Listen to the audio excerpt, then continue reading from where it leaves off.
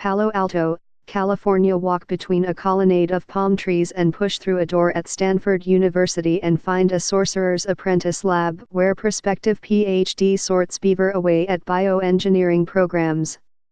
This is Chem Lab, where David Camarillo, a nationally respected bioengineer and former college football tight end, and his students are in pursuit of that American El Dorado. They seek a helmet that will make it safe to play tackle football.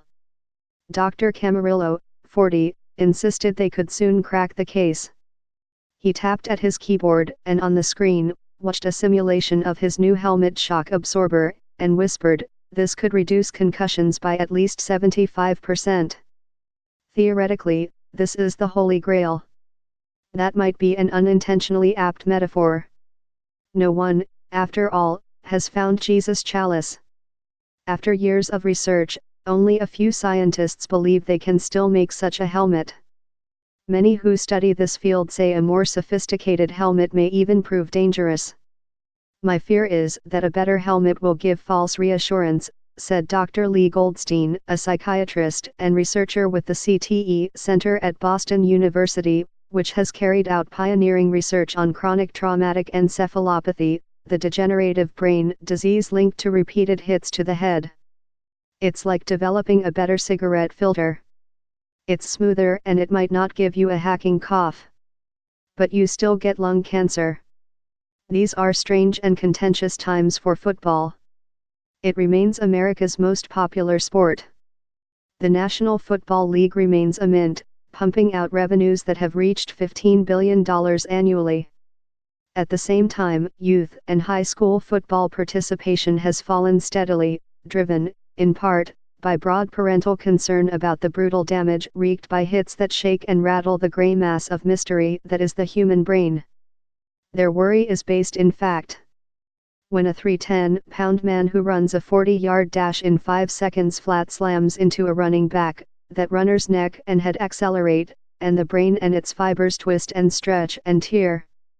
A particularly rough hit could jar open the blood-brain barrier, the semi-permeable wall that prevents bacterial pathogens from entering the brain. The danger isn't limited to the largest and fastest people. In fact, smaller repeated hits as opposed to spectacular collisions are the real danger. Football, brain experts say, can represent imminent danger to the brain of a child, a teenager, or an adult. No advance in helmet making, they say, is likely to materially change that. Willie Moss, a physicist at Lawrence Livermore National Laboratory in California, has worked with Dr. Goldstein and the Department of Defense, seeking to develop better helmets for players in contact sports and soldiers in war zones. He has also consulted with Dr. Camarillo. He is open to a breakthrough in helmet technology, though a thin smile spoke to profound doubt. "You can make whatever changes you want, but in the end it's all physics," he said. Talking of new and better buffers is like Goldilocks and the three foams. Stefan Duma, an engineering professor at Virginia Tech, runs a respected helmet lab that evaluates and rates them, and he has tracked the breadth of the technological leap. More sophisticated helmets and foams have reduced the acceleration of the head by about 50%, and all of the companies, he said, are engaged in research to develop new technologies. But he is not convinced that great advances remain. CTE remains an ever-present danger no matter what a player wears on his head. "Not getting hit in the head at all is the best thing for you," he said. The top 5 or 6 pro helmets are interchangeable, well-designed and perform well, he added. "But we have to be clear, this is about risk reduction.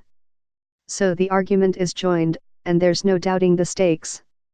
The NFL recognizes the threat to its future and has shoveled money into helmet and concussion research as fast as a stoker tosses coal into a furnace. It has spent $200 million, and counting, in the past decade, and the Department of Defense has poured in tens of millions of dollars of its own, hoping to find better protection for soldiers. In mid-November, the NFL announced a $2 million grant competition to create a new, top-performing helmet. Taken on its own, the $140 million football helmet business is dominated by a half-dozen companies and offers a poor profit center, as the market is small and heavily weighted down with insurance liability costs. Dr. Camarillo has applied for a piece of that NFL bounty and has yet to receive money. He is principally underwritten by a grant from Stanford's Children's Hospital. Should Dr. Camarillo succeed in creating a radically safer helmet, he hopes his technology would apply to broader and more lucrative sports markets, cycling, lacrosse and hockey. The innovations also are of interest to car manufacturers. "My goal is not to be a consultant to football," he said. "Really, traumatic brain injury is a much bigger issue. And he is convinced that a better helmet can help solve it." Dr. Camarillo grew up in a seaside agricultural town across the Santa Cruz Mountains from Silicon Valley. He played linebacker and tight end in high school, but at Princeton, in the late 1990s, he concentrated on tight end. All the banging in linebackers practice proved brutal, and he developed fierce migraines. "I was in serious pain," he said. He loves the sport and grows poetic as he describes a team camaraderie that cut across race and class. He is loath to see that culture wither. With a background in biomechanics and biophysics, he worked in surgical robotics before launching his own lab at Stanford in 2012. He is focused on understanding and preventing traumatic brain injury. He has worked on developing safer football equipment with a biomechanical approach, using gyroscopes and measuring the rate of rotation of the head upon impact. He works there with a neuroscientist, Dr. Michael Ziena, and a pediatric neurosurgeon, Dr. Gerald Grant, who has devoted years of work to concussions. "We have to know the mechanisms of injury, biologically, and what are the tolerance levels," he said. "How much is too much?" He developed a computerized mouthguard. It was hoped that mouthguards might lessen the impact of hits and lead to fewer concussions. That has not panned out, but the high-tech mouthguards have helped scientists chart the nature of damaging blows. "Every person reacts different to taking a traumatic physical hit," he said. Dr. Camarillo's hope for the future of helmets, which other scientists at other institutions are pursuing as well, relies on two of the oldest earthly substances, water and oil. His team inserts one of these fluids into helmet columns and uses its nearly unmatched ability to absorb the massive energy load of a football hit, and thus reduce the effect of the hit on the head and brain. In a soon-to-be published academic paper, he and his team forecast a 75% reduction in concussions compared with the best helmet now on the market. "Think of this as a hydraulic shock absorber," he said. "Challenges remain, not the least of which is that water is heavy, even in small quantities. No player wants to carry a waterbed on his head." Dr. Camarillo said that his team seemed to have found a way to engineer around that challenge, that it could produce something no heavier than a bike helmet. "It is predicting less than one concussion per football season for a team," he said. "Maybe it's too good to be true, and maybe it is, but theoretically, it looks possible." His findings so far are drawn from computer simulations, and no matter how sophisticated they are, that's not the same as a good field test. In the battle over football and brain health, Dr. Camarillo portrays himself as occupying the sensible center, an agnostic caught between ravening ideologues. There are those who deny that football damages the brain, and, in his telling, there is the CTE, Sky is Falling camp, which sees no choice other than to end football. "It has become so charged it's almost political," he said. He raised a doubting eyebrow about aspects of the expansive CTE research of those at Boston University and Carnegie Mellon. He argued those groundbreaking experiments, the ones that have shown that repeated and less powerful hits can produce CTE in mice, were less conclusive than they appeared. "What is a concussion in a rodent?" he said. "Can we so clearly define it in a human? No. I spoke to a half-dozen neuroscientists from 4 universities, and all said that the science of using mice as analogs for humans is robust and that evidence that shows repeated hits damage the brain keeps accumulating." I shared Dr. Camarillo's views on the drawbacks of experimenting on mice with Dr. Goldstein of Boston University. He sighed and fell silent on the phone line before speaking. He can believe whatever he wants, but it's a misinformed reading of the science, he said. We get identical neuropathology in our animal models that we have seen in humans. The two sides in this debate as often seem to speak different languages. The NFL and the NCAA and Dr. Camarillo talk of an overarching goal, preventing concussions, which they regard as synonymous with the brain damage caused by football. Researchers at Boston University and Carnegie Mellon and elsewhere focus on CTE as the greatest threat and insist the culprit is not the concussion, as terrible as that injury can be. Rather, it's thousands of cumulative hits over many years. So yes, taking a freight train hit from a pro linebacker is dangerous, but being repeatedly whacked and knocked to the ground thousands of times by players in Pop Warner Middle School and High School puts you at more risk for CTE. The average college and professional player undergoes 700 to 1,000 hits each year, rattling and twisting and tearing at the brain inside the skull.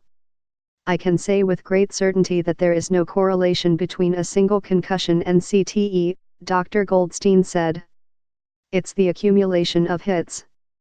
Researchers at Carnegie Mellon and the University of Rochester collaborated on a recent study in which they put sensors in the helmets of 38 Division III college players and measured hits in practices and games.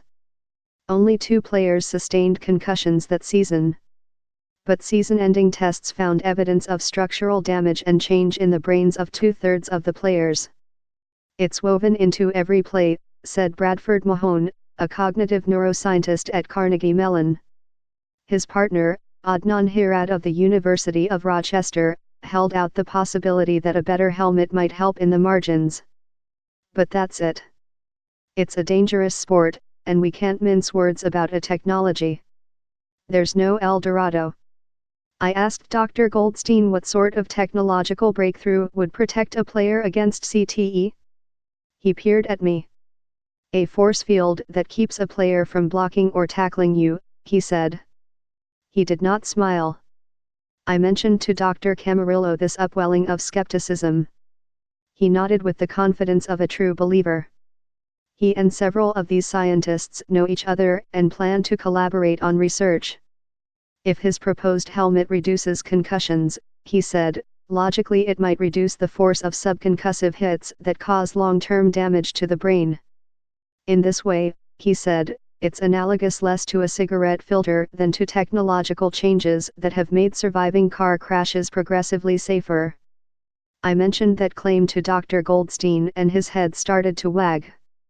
He insisted the evidence on CTE and the toll taken by even small hits did not support Dr. Camarillo's optimism. This is hope and a prayer science, he said. Evidence could take years, at the very least, to accumulate. For now, there is no way to diagnose CTE in the living, it can be found only with an autopsy. And yet Dr. Camarillo is not deterred. I hope this is like the seat belt, he said of his new helmet design, with a jauntiness that would warm the heart of an NFL executive. And the day will come when you think it's just crazy we didn't have it sooner.